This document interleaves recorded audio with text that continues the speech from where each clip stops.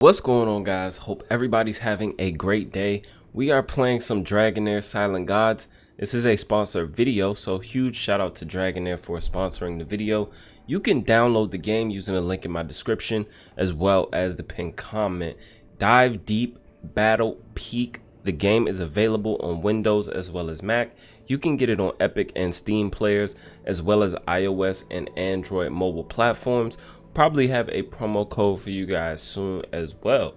Today we're going to be looking at the new season 3, Echoes of the Deep. It's going to go live on March 22nd, so we have an opportunity to look at it early here. And thank you to them for allowing me on the test server.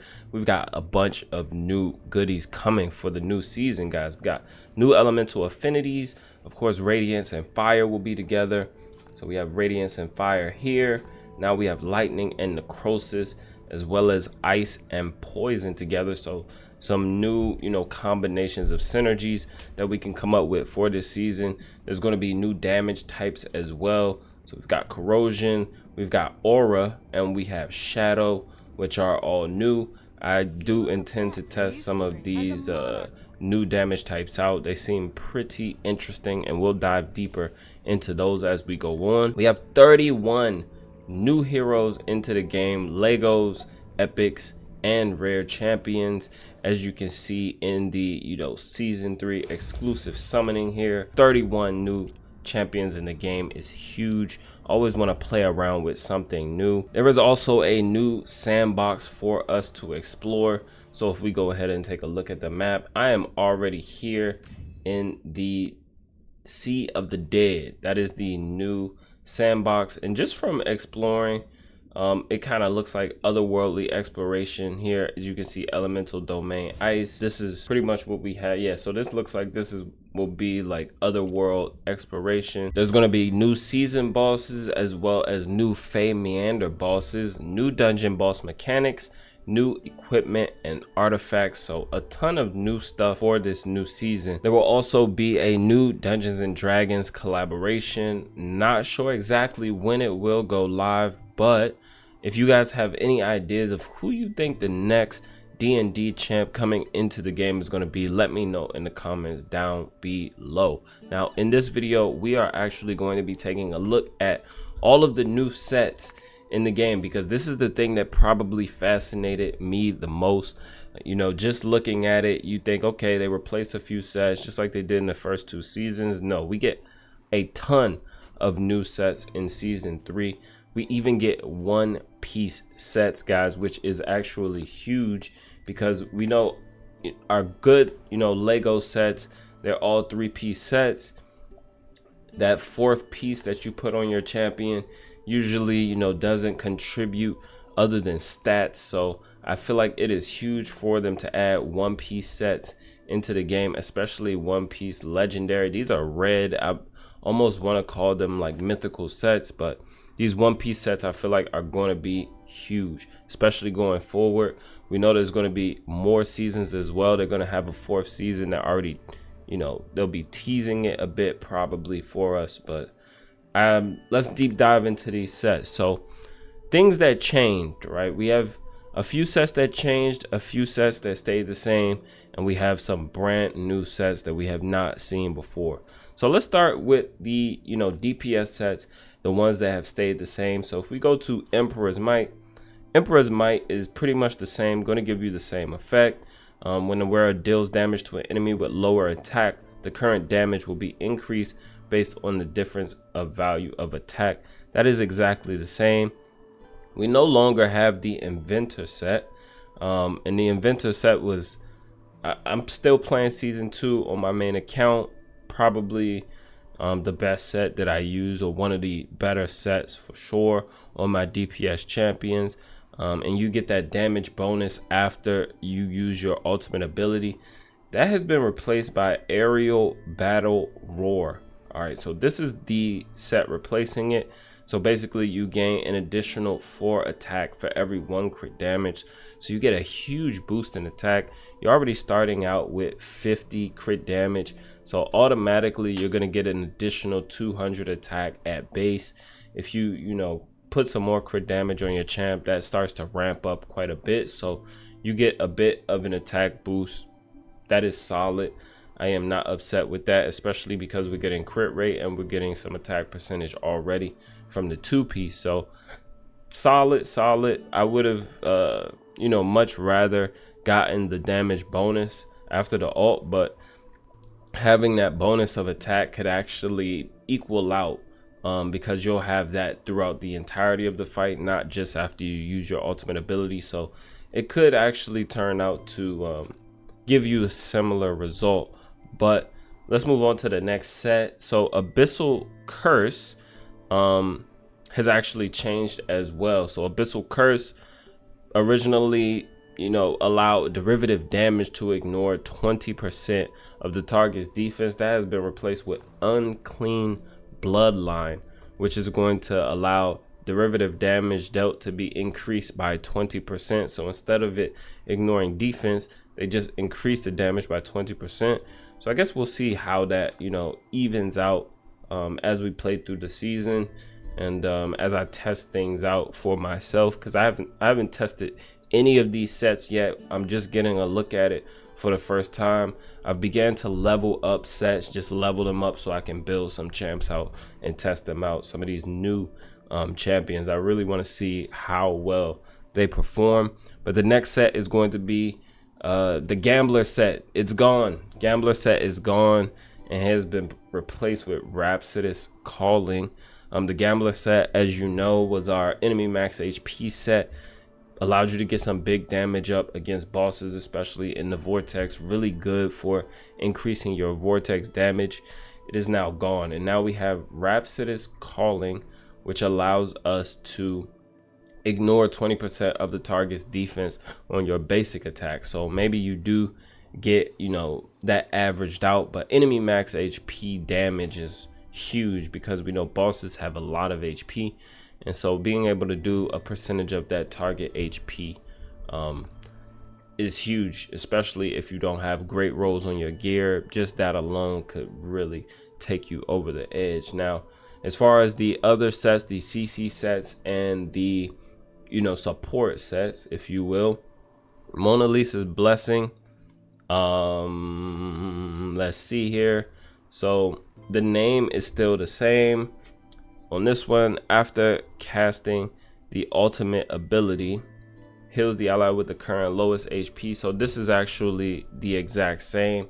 We no longer have the Holy Hunter set. We have the Puppeteer's Inspiration.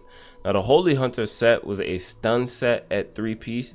So it looks like we don't have a stun set as of now. Let's keep looking and see. But right now it looks like we don't have the stun set anymore, and this Puppeteer's Inspiration is going to grant defense up to all of the allies, and the first time these allies HP drops below 50%, they'll receive a 20% target max HP heal. So you will get a heal and defense up. It's pretty solid. I wonder if this, because it doesn't say when casting an ultimate skill, I wonder if this just does it at the start of the match, so you get defense up equal to 15% like perma, or how is this going to work? I have to test it out to see, but this is interesting actually. I want to see how this is going to work, like how this takes effect and if the effect stops at all. But either way, it is solid. It gives you some more support for sure. I also like the fact that both of these CC sets have accuracy and skill haste, so you don't get the accuracy and resist here, you get the skill haste. Perfect. That's exactly what we want for CC champions. As far as the support sets here, Ancestral Protection is the same, of course. It has not changed across seasons. It has pretty much been the same the entire time, if I'm correct. I'm pretty sure it's definitely the same as season 2. Pretty sure it's the same as season 1 as well. Cyril's Whisper is no more. So Cyril's Whisper in season 2 granted attack up when inflicting a debuff. So whether that's the battle skill, the ultimate skill, you're getting attack up for your champions. That is now Tundra Tenacity, which reduces the damage taken by the wearer by 25% when that damage does not crit. Now, Personally, I'm not sure what the exact stats of all the enemies are in the game, so I don't know if like bosses have higher crit rate or if their base is the same as like champions. I've been trying to look for spreadsheets online or anything like that to figure this out, because I want to know how effective using this set is going to be. Now, if bosses can't crit, you know, or the likelihood of them critting is really low, if they have low crit chance, this will actually be great. I know in other games that I play, bosses, you know, they don't really crit much, so maybe this will be more effective in PvP. I'm not exactly sure. I would have to do more research to really find out how effective this is going to be, because if it's a scenario where, you know, everybody has decent crit rate, this is not going to do anything for you. Those are all of the, you know, sets that we use for the top here.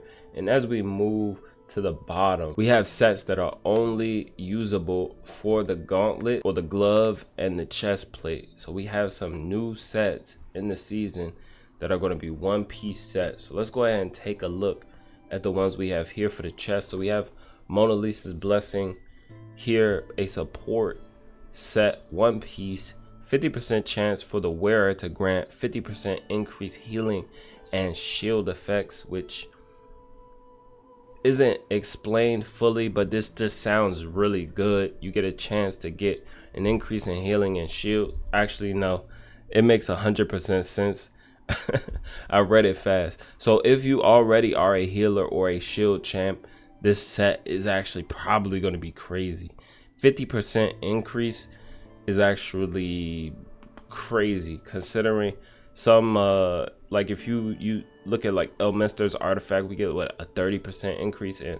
Is that duration of the shield though, or the, because the shield is based on enlightenment, so that actually this will actually increase the value of the shield. I wonder if it also increased the duration. That would be interesting. But that is a solid one piece. And we have Impregnable, interesting name there. When the wearer gains a buff, there's a 50% chance for the buff to be undispellable. So you get a protected buff here. So anyone, you know, placing buffs on your team, protected buffs, huge, especially, you know, areas where you can get your buff stripped, mainly in PvP, but there are a few bosses. There might be like one or two bosses. There's one that I could think of off the top of my head that like dispel your buffs and does extra damage. I know that, what is it, Ancient Battlefield, I believe, removes buffs from you and increases their damage based on the buffs removed. So this would be a solid set from there, unless the boss doesn't allow you to resist that effect, but that would be solid. Next one piece set we have is Iron Bastion. The wearer is immune to stun when being inflicted with one, but every second of stun reduces the ultimate energy by 6%. So gives you stun immunity, not bad at all. We also have Echoes of the Ancestor Spirit. The wearer dispels one debuff from themselves when they cast their ultimate skill.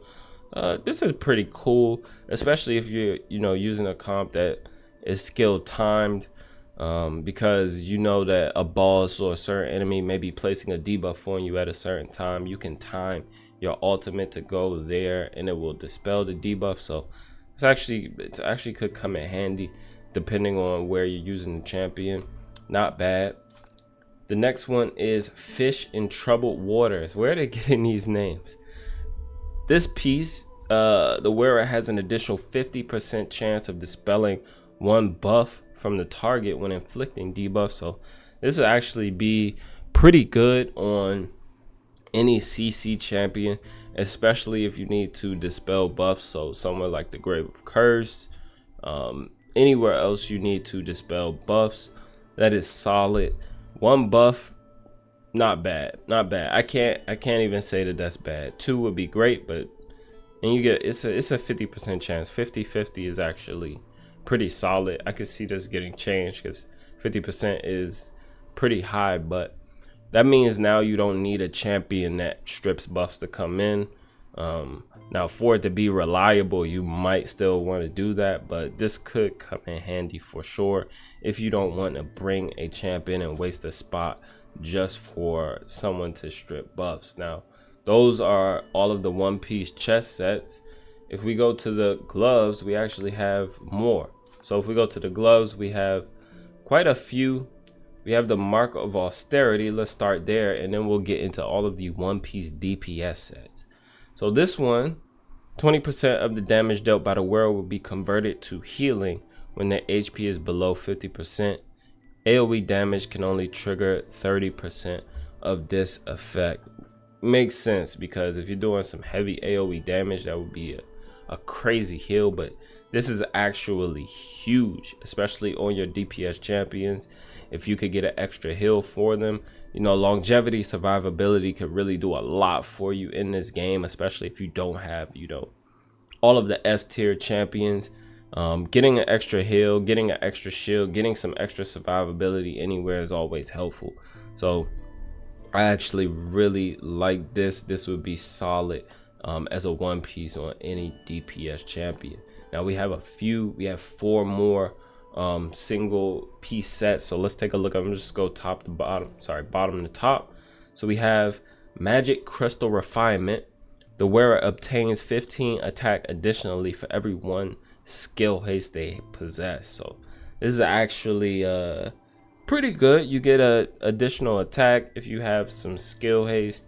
Most champs in the end game, you're gonna have some skill haste on. After you progress a bit, you will definitely be using at least 20 skill haste from a set on, you know, majority of your champions.